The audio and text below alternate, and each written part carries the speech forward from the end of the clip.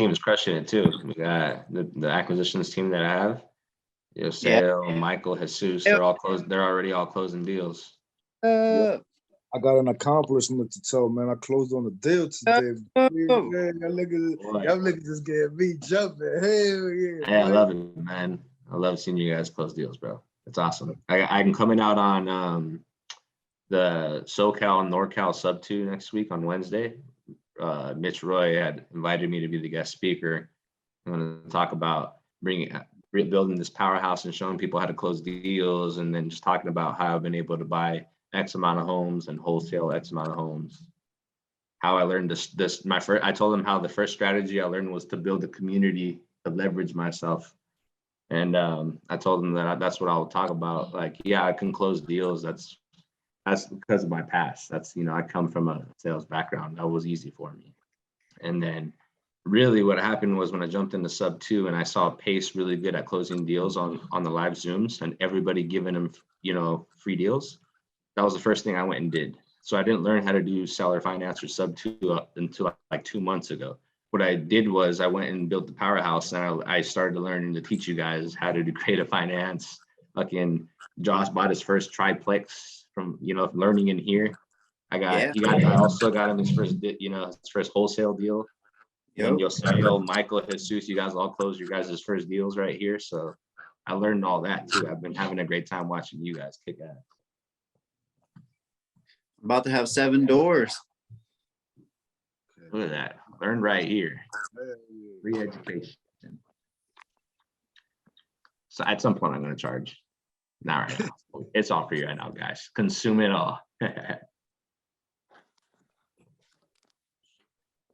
You guys have any questions? I'm gonna go over the strategies that so you guys can start understanding more about creative financing, seller finance, Sub 2. Once I started learning about wraps, light bulbs turned on for me, and then so many opportunities came onto the plate. You can turn a lot of deals that are like in the suburbs, that are like in the outskirts, that are in small markets. They're easier for you to sell to somebody on payments than to find a tenant that's going to rent it long term, that's going to have to drive 30 or 40 minutes to town for work. And so as I started to learn that, I started to get involved in that. And then the next step from there is, if I didn't want to hold those notes and I wanted to cash myself out quicker, I learned how to sell notes and how to divide them, break them up, how to find note buyers. And so I'm excited. So I have a lot of wraps that I'm doing and the reasons why I like wraps, right, is for the fact that you can charge $10,000 to $20,000 more than the ARV. What I really like is your gross becomes your net, since you're no longer liable to the property. You don't have to take care, you don't have to put away 15, 20%, for a rainy day, if a toilet breaks or a door breaks, you don't have to save for that. I like that. I like the fact that I can do that. I like the fact that you can charge over $200 over market rent.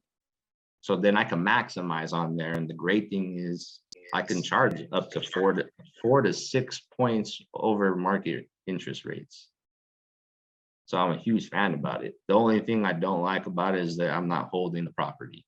I'm more of a lender, right? I signed a performance mortgage deed.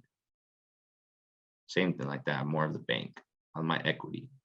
I enjoy it for the fact that I can turn a lot of deals that I never looked at to be a deal for long-term or rental. It made more sense, either me wrapping it and then selling the note. Kind of like a fix and flip, but not fix and flipping the property, right? Just fixing up the note and then selling that on a discount.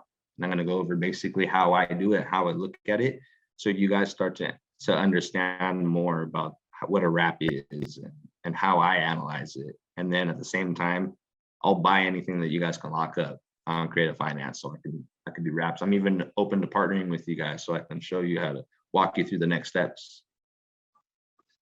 We'll go over this deal that I have right now.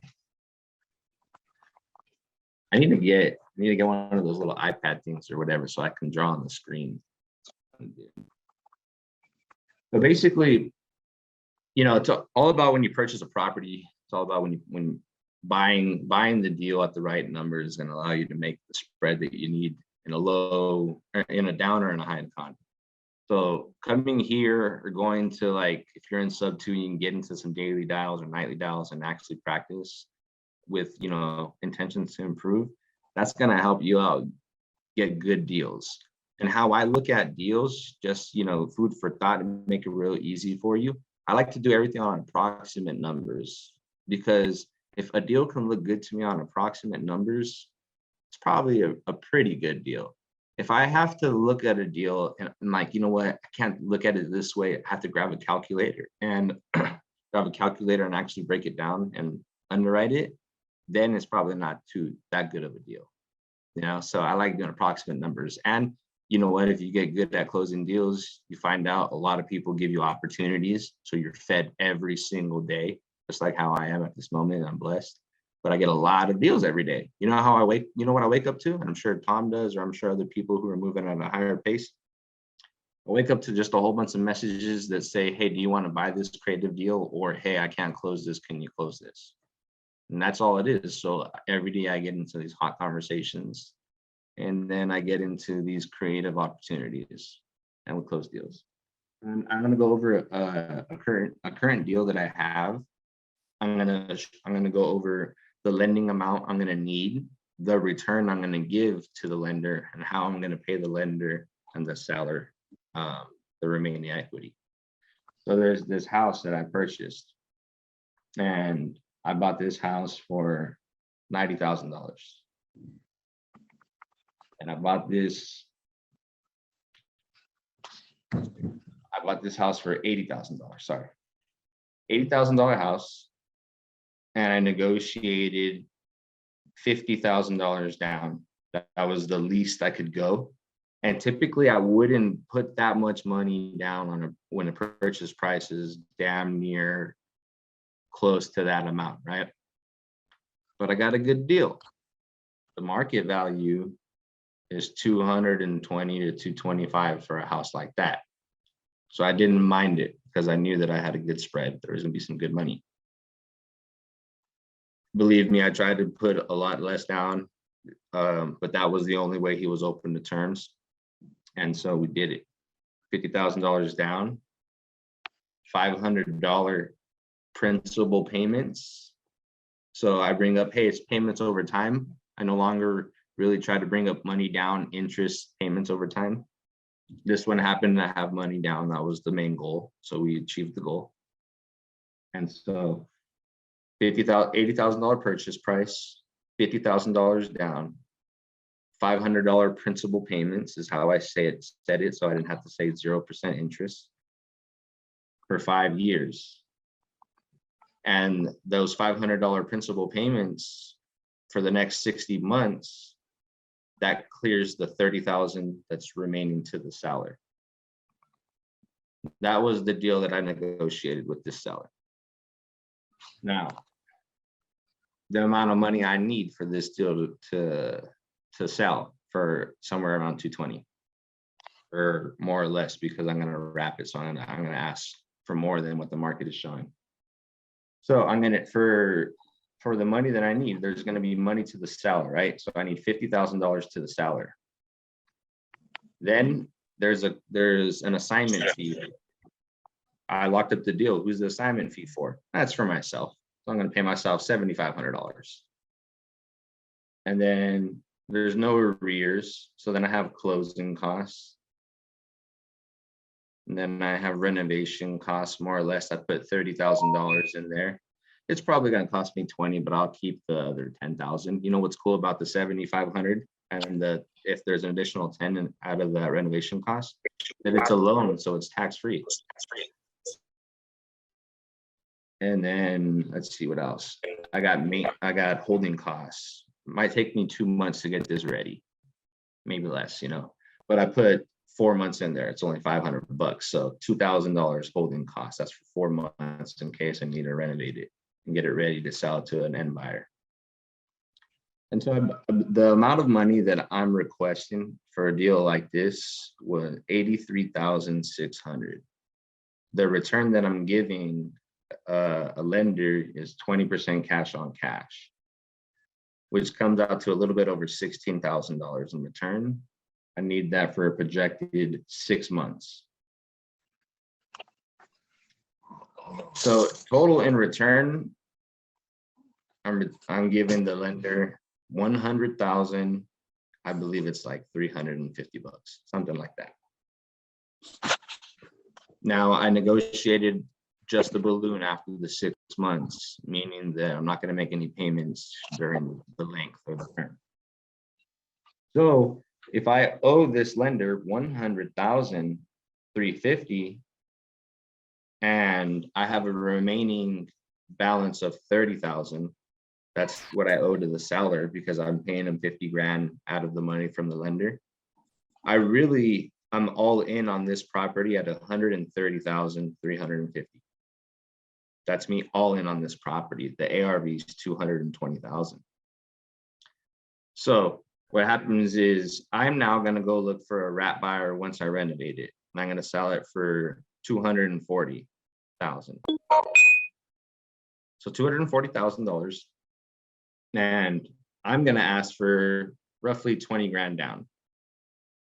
Now, more or less, you're going to have homeowners, offering you less or more or much more. I have a few other wraps out there on the market right now, and I've asked for 15 grand down on those properties, and I've had people offer me upwards of 40,000 or 50,000 down. So depends on what you want to achieve, what you want to receive, or what your goal is. My goal is to sell the note so I can get out of this property. So once I sell it for 240, I'm gonna market it at 10% interest. You could market the market, I believe, is like 8 or something. Well, you can go 4 to 6 points over. I'm gonna be at 10%. Now I'm gonna double check to see if that's capable in the market. So my goal is to do 10%. And so if a seller gives me $20,000 down, they're going to finance 220 grand with me. And 10%, the payment is like roughly 1,900 bucks, something like that, 1,900 bucks. And so now typically, if I get a term that's given to me from a seller, if you're wrapping it, your seller, the new wrap buyer, has that same term. So they have to be able to get out of it.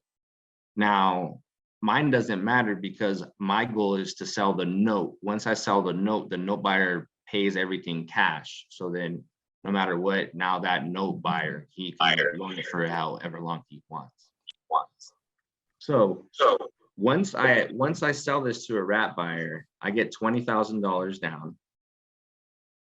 So that's what I've gotten besides the $7,500 I got from the lender. Any additional money I save from the renovation costs, 20 grand gets given to me at the close of escrow. Now I'm going to wait for the first month for it to perform, right? Once it performs, now your note buyers are interested in buying a note that's actually performing. So you start to market it, whatever way you're going to go market it. If you already know note buyers, you can call them. There are some websites that you can post your notes for sale. And you'll get interest. People will come bid. Typically what note buyers like to do, they like to buy them at 65% of the face value. So I learned a strategy from one of my mentors named Brad, showed me how to break up the notes into 2 positions. So 220,000, you break it up into first position at 75% of the face value, and second position is 25%. 220,000 times 0.75 is 165 grand. That's what a note buyer is willing to pay, roughly around, more or less around there. So 60, 65 up to 75%. So if needed, and worst case scenario, let's just go worst case scenario. Let's say we had to give it another 10% off of the 165,000. So let's say I found a note buyer that was willing to buy this for 10% off of that. So a note buyer is willing to buy the 75% note for 148,500. Now the 25% note that's sitting in second position, that has a remaining balance of 55,000. I can actually keep that note for myself, and it'll sit there, and I'll just gain cash flow on that. Nothing too large, but I'll gain a cash flow on that. It's cool for me. I'm holding a note. I'm the lender on that. Now, when the note buyer was willing to pay me all cash for the note at 148,500, I now have that cash. I have the seller sitting in first position, the deal that I have with them. I'm going to take that 148 and I'm going to go and clear the remaining balance. With my lender and the seller, I'm all in it. If you guys remember, at 130,350. So I have 148,500 cash in my hands. I go ahead and clear out my lender and the seller in first position, and I put the new note buyer in first position. And with 148,500 minus 130,350, I have a remaining balance of 18,150. And now I have that cash in my hand as well. And at that point, I'm out of the deal, and I hold a note in second position with a balance of $55,000. And I'll tell you all the money that I got out of this deal. At the close of escrow, I got $7,500. More or less, if we keep 5 or 10 grand from the renovation cost, let's just put another 5 grand. So upfront, 12,500 we got paid. We renovate it, we sell it to an end buyer, we perform. So now they gave us 20 grand. There's 20,000. So now, right now, I have 32,500 so far on this deal. I then I break up the notes. I sell one note, pay off all the debt that I owe, and I'm left with 18,150. So I made 32,500 plus 18,150. Altogether, we made 50,650 cash, or yeah, 50,650. That was the cash that I received. And I'm still holding a note for 55,000. On this little deal, we're gonna net like 105 grand on a wrap, in and out the deal. Cash, like a fix and flip. But you know what I like about it? When the market's going down like this, it's harder to sell your fix and flips. Note buyers will always buy at discounts. So if you fix up the property and then you fix the notes correctly, you can sell the note quicker than you could have sold the property to an investor. And that's what I liked about this strategy.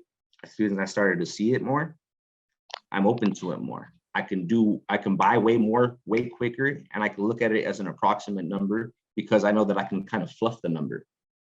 If you're gonna sell the note, you don't want to over fluff 10 to 20 grand over. If you want to hold the note, you can fluff it 30, 40 grand if you want over the market price. That's what's really cool about it. You guys have any questions?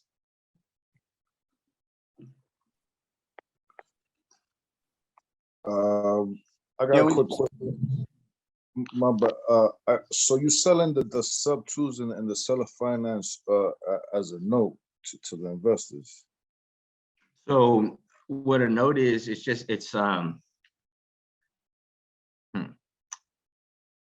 the debt sits in a note. It sits like in a promissory note. It's in a position in the property.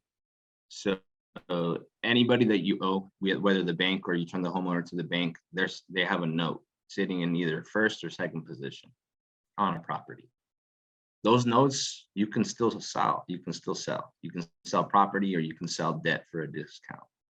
There are people out there willing to buy it. You can see also, you can see how it's a good deal for the note buyer, because they're buying a note at 148 grand that's worth 165 with 10% on it at 1,900 a month. That's a fat deal. They're making really good money on that. So note buyers, they make really good money on that too. They sign a performance mortgage deed to get the money down, all that stuff. If the actual home buyer now, they stop performing, it basically they forfeit, right? They lose it. It gets repoed or something. Okay.